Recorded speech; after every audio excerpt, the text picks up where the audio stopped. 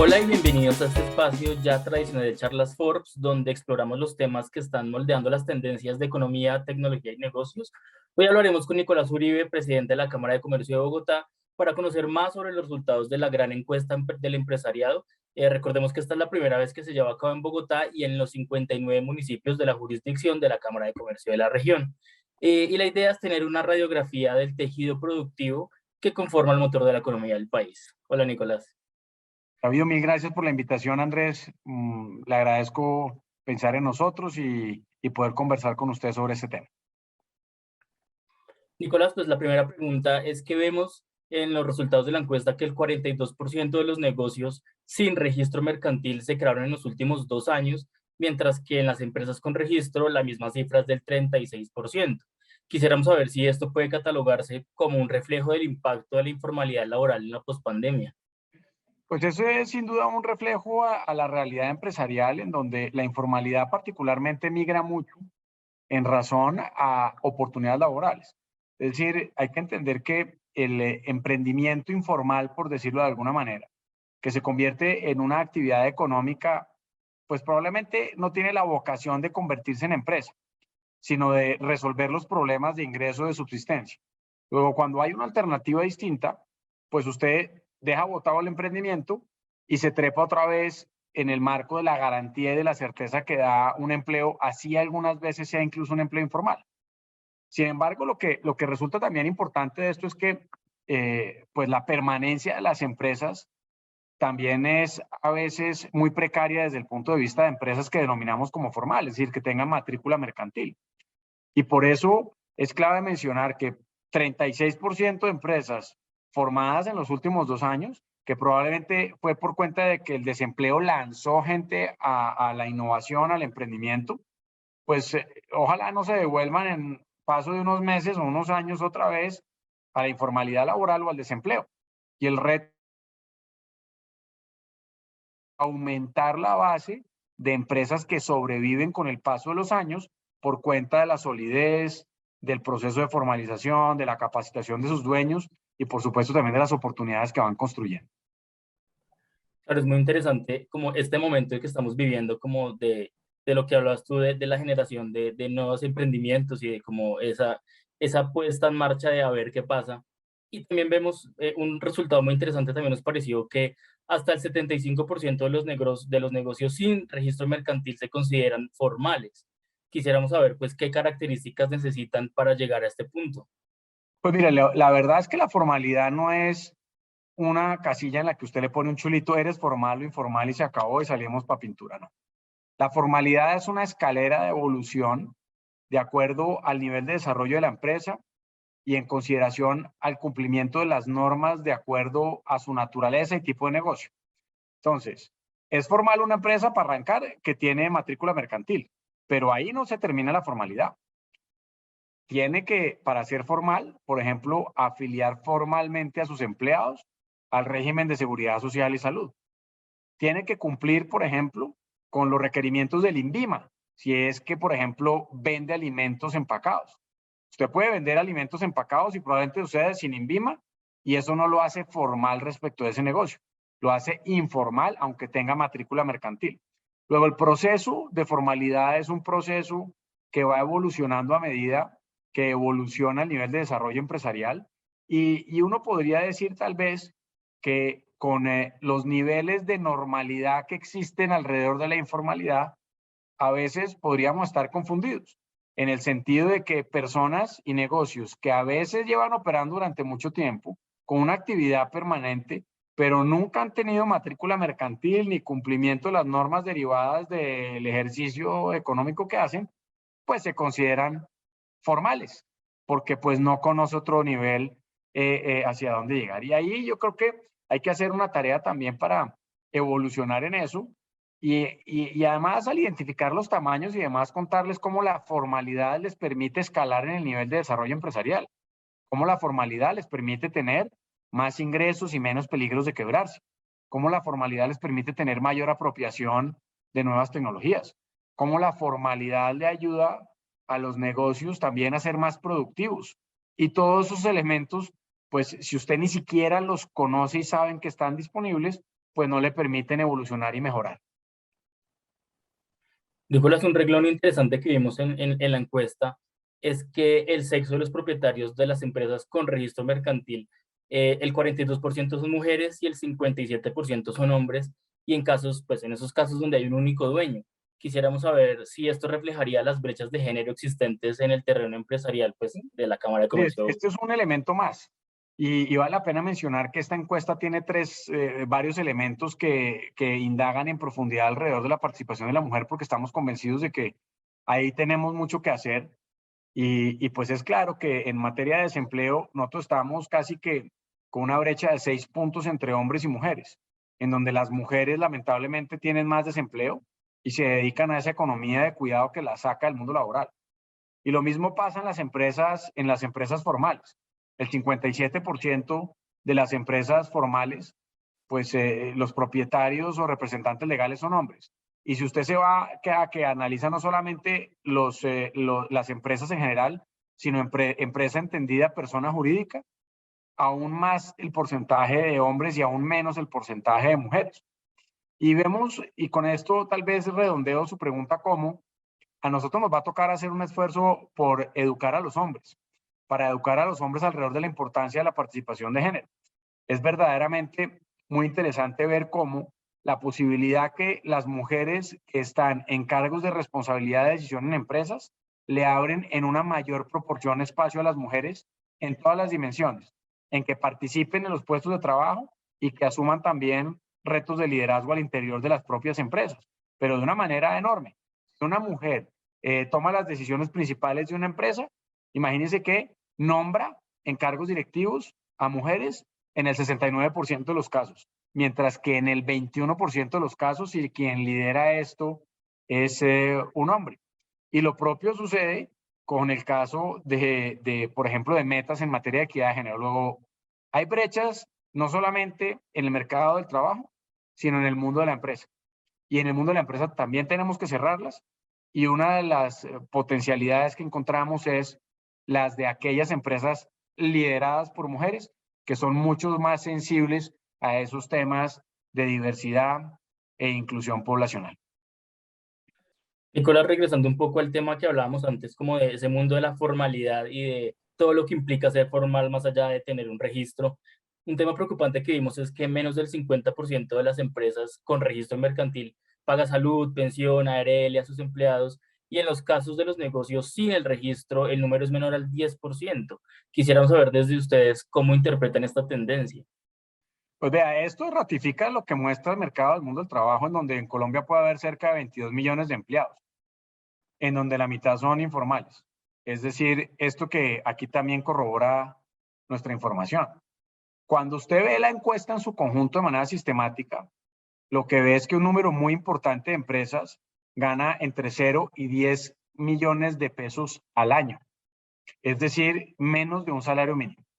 Sigue profundizando y sigue creciendo, pues se da cuenta que es un nivel también muy chiquito el de empresas que generan ingresos entre 10 y 50 millones de pesos, 23% para el caso de las que tienen matrícula mercantil. Obviamente, cuando usted tiene ese nivel de ingreso, comprometerse con el pago de seguridad social, que en la práctica significa casi que un incremento del 50% del valor del salario mínimo, pues es un costo que usted, aunque quisiera, no está en capacidad de sufragar. Y ni más faltaba que uno dijera que está bien, pero que no esté bien, que no se cumpla con la normatividad laboral, no va a hacer que la realidad de ingresos y de ventas de las empresas se transforme. Usted vendiendo 10 millones de pesos al año, como sucede con un porcentaje cercano al 23% de las empresas, vendiendo 50 millones de pesos al año, con un porcentaje también de cerca del 30% de las empresas, le queda muy de para arriba asumir los costos laborales que significa la legislación laboral. ¿Cuál es la solución? Por supuesto, los decretos no transforman las realidades de un día para otro, sino lo que tenemos es que acompañar al sector empresarial, pero también yo creo que va siendo hora de entender que la reforma laboral es una necesidad, y es una necesidad para construir beneficios para el sector empresarial, pero sobre todo para el sector de empleados de este tipo de negocios, en donde muchas veces Cuando hablan aquí de que ni siquiera se le paga la salud, están hablando de sí mismos, porque ellos son los únicos empleados de su propio negocio y no les dan no para pagarle a otros, sino ni siquiera para pagarse a sí mismo su trabajo. Luego yo creo que esta reflexión alrededor de lo que está pasando en materia de informalidad nos debe a nosotros llevar a la necesaria reflexión, más urgente que nunca, de revisar cuáles son las dimensiones de las necesidades de un mercado laboral que no se acomoda a la realidad económica que vemos en la calle. Nicolás, es un tema muy interesante que estamos viendo ahora y que también refleja un poco la encuesta, es las nuevas líneas de negocio y las nuevas formas en las que los empresarios y los emprendedores pueden empezar como a abrirse al mercado. Uno de esos es que poco a poco las billeteras digitales se están posicionando como el medio de pago pues, en muchos sectores y sobre todo en los negocios que no tienen registro mercantil.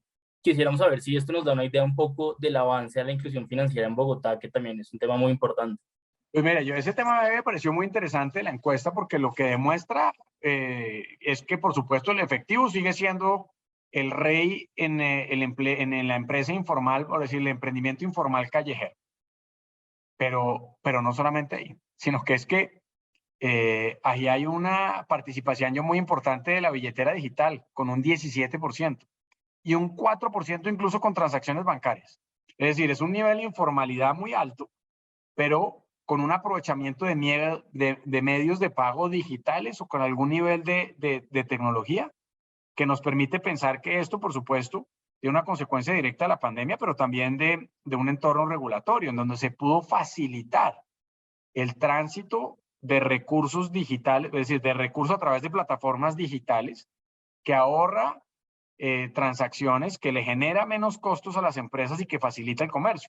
Y por supuesto, para los mayores niveles de desarrollo empresarial, pues usted se encuentra aquí que el efectivo ya no es el principal medio de pago, sino son las transacciones electrónicas, después el efectivo, luego las billeteras digitales y ya en un 18% plataformas que como PayPal empiezan a dar alternativas para pagar. Luego yo creo que esa es una tendencia de manera irremediable, que por supuesto la aprovechan más los formales, menos los informales, pero que va a terminar permitiéndonos grandes oportunidades en el nivel de desarrollo y eliminación de costos de transacción al momento del pago.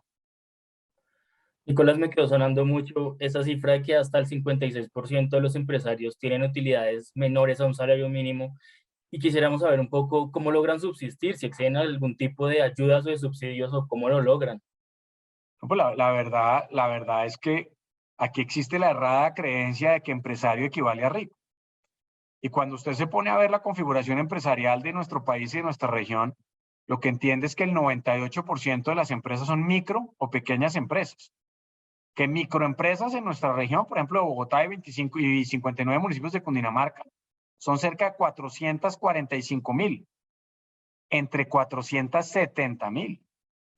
Entonces, aquí empresas grandes solamente hay 2,200 y empresas medianas algo cercano a los 12,000. Luego, los ingresos de las micro equivalen casi que al valor de un salario mínimo mensual o incluso menos. Y ahí es donde hace un esfuerzo uno para sobrevivir y para subsistir. Por supuesto que el nivel de ese ingreso menor a 10 millones de pesos es mayor entre las informales, llega al 76%, mientras que a las formales en el 43%.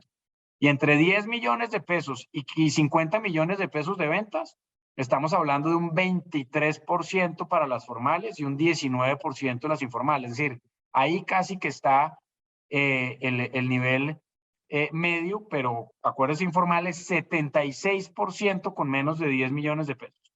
Y solamente las formales son capaces de superar con números importantes más de 50 millones de pesos de ingresos. Estamos hablando del 34%, que de todas maneras es poco para el esfuerzo de lo que significa ser empresario, pero que es una posibilidad negada para la informalidad y una posibilidad para la formalidad. En la medida en que se capacite y se forma, usted ya lo habrá visto, Andrés, casi que el 70% de los empresarios no se capacitan y no se forman.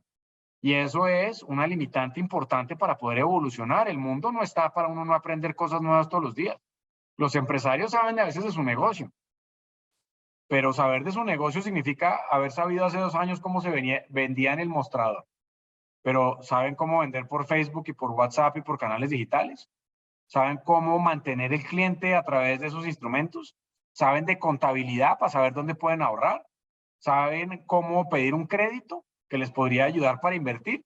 Entonces, pues esto en últimas lo que refleja es una realidad empresarial que se aleja mucho de la idea general que tiene la sociedad en su conjunto, lo que significa empresario, que piensa que empresario es un tipo rico, cuando la verdad es que empresario es una persona que gana básicamente el dinero equivalente a un salario mínimo, que tiene uno, dos o tres empleados como máximo, que es principalmente un hombre joven, que vende a través de canales digitales y con alguna presencia en el barrio, y que adicionalmente a eso, creó su emprendimiento a partir de recursos propios. Y el resto le viene por añadidura. Pero esa caracterización es un poco la realidad, no el mito de lo que creemos que son los empresarios cuando en realidad son otra cosa. Eso que hablas, Nicolás, de la capacitación nos da paso para una pregunta que teníamos muy interesante y es que las empresas registradas, el 79% de sus empleados pues no está capacitado en temas financieros. Y quisiéramos hablar un poco de qué tan perjudicial puede ser esto para hacerle frente a un periodo nacional como la reactivación económica. Mire, la falta de formación es muy grave en todas las dimensiones. Y si usted mezcla la falta de formación, como por ejemplo con el dato que da cuenta de el nivel de información contable de las empresas, pues es francamente alarmante. Porque si usted no tiene contabilidad en su empresa, lo primero que le pasa es que no es sujeto de crédito. Vale. Pero no solamente no es sujeto de crédito, sino que no puede mejorar su productividad porque no sabe en dónde. Y si no puede mejorar su productividad, no puede producir más con menos. Es decir, no puede ser eficiente en la tarea. Y si no sabe su contabilidad, tampoco puede saber cuándo y cómo invertir los recursos que puede ahorrar para crecer. En consecuencia, la ausencia, por ejemplo, de formación contable, de una u otra manera, se convierte en algunos escenarios como una condena para permanecer en un nivel de precariedad institucional por parte del sector empresarial, que no le permite crecer, que no le permite subir, porque lo cierto es que las empresas, como todo se ha reinventado, se ha reconfigurado con ocasión de la pandemia con una aceleración enorme y con la llegada de las nuevas tecnologías. Luego, ese tema de la formación sí que es clave, sí que es importante, y particularmente en temas de formación, o lo que, perdón, de contabilidad, o lo que tiene que ver con canales de venta, ventas digitales y demás, debería ser una necesidad. No es lo mismo vender en el mostrador que vender por WhatsApp. Y en eso, pues hay gente que sabe y que puede ayudar a que las tareas de los empresarios salgan mejor. Nicolás, en esa radiografía que hicieron de la encuesta, cuéntanos cuál es el papel de los jóvenes entre 18 y 28 años en la fuerza laboral. Pues a ver, venga, nosotros lo que hemos encontrado es que las empresas en nuestra región son principalmente empresas con las características que acabamos de decir, en donde cerca de la tercera parte, un 40% incluso, son lideradas o tienen como representante legal a personas menores de 45 años. Es decir, que son los principales responsables de la toma de decisión de las empresas.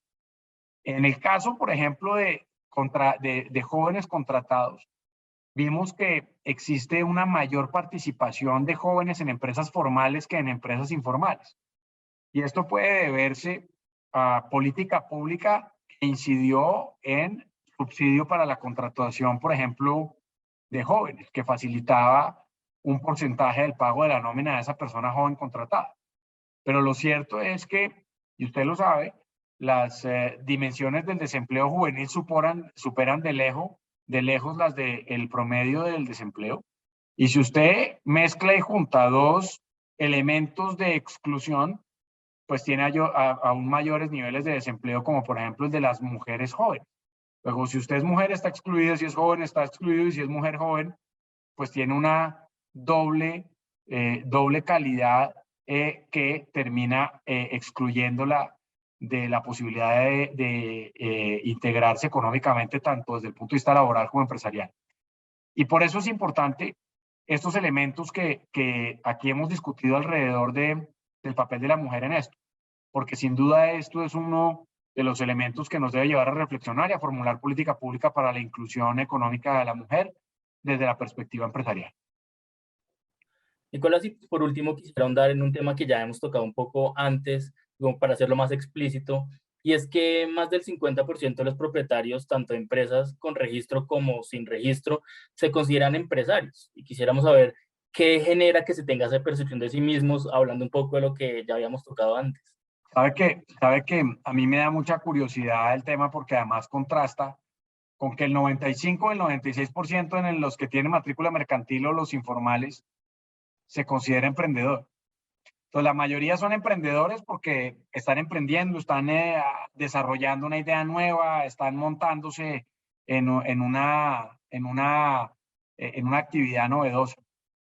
Pero cuando el tema se vuelve empresa, la gente no se siente empresario. Ahí nos va a tocar indagar más, Andrés, porque de golpe uno encuentra que esa persona podría, por ejemplo, pensar que los empresarios son los grandes empresarios, que él es, por ejemplo, un comerciante. Y vamos a incluir, por ejemplo, esa conceptualización a ver si es que los pequeños empresarios, o más bien las microempresas en donde participan empresarios, hace que esos empresarios no se sientan empresarios sino comerciantes y que lo de los empresarios lo vean como una élite de la que hemos venido hablando, en donde existe esa confusión alrededor del tamaño de la empresa como la caracterización del empresario. Pero yo creo que va es por ese lado. En donde nosotros vemos que la gente es emprendedora, el nivel de informalidad lo aleja de sentirse y creerse empresario, pero aún siendo empresario formal, teniendo matrícula mercantil, usted no se siente suficientemente empresario. Y yo creo que ahí tiene que ver con la terminología que a veces usamos o con las concepciones erradas que atribuimos a los empresarios, que reflejan principalmente a medianos y grandes, y que nunca han tenido en cuenta a los chiquitos. Entonces, si a un chiquito le pregunta, pues le dice, no, pues yo soy pequeño empresario, yo no soy empresario, sino yo soy comerciante o negociante o tengo un negocio. Y yo creo que ahí es donde reside la explicación a esa pregunta que usted me hace. Se nos acabó el tiempo y pues para Nicolás Uribe, muchísimas gracias por este espacio muy interesante y muy necesario para entender más sobre los empresarios de Bogotá y de la región y así llegar a una mejor toma de decisiones, a mejores políticas públicas y a estrategias para su fortalecimiento. Y para todos los que nos acompañaron, los invitamos a seguirnos en nuestras redes sociales y en este espacio de Charlas Forbes y nos encontraremos en una próxima oportunidad. Gracias, Nicolás. Muchísimas gracias, Andrés. Y un saludo para todos los que nos están viendo en Forbes Colombia.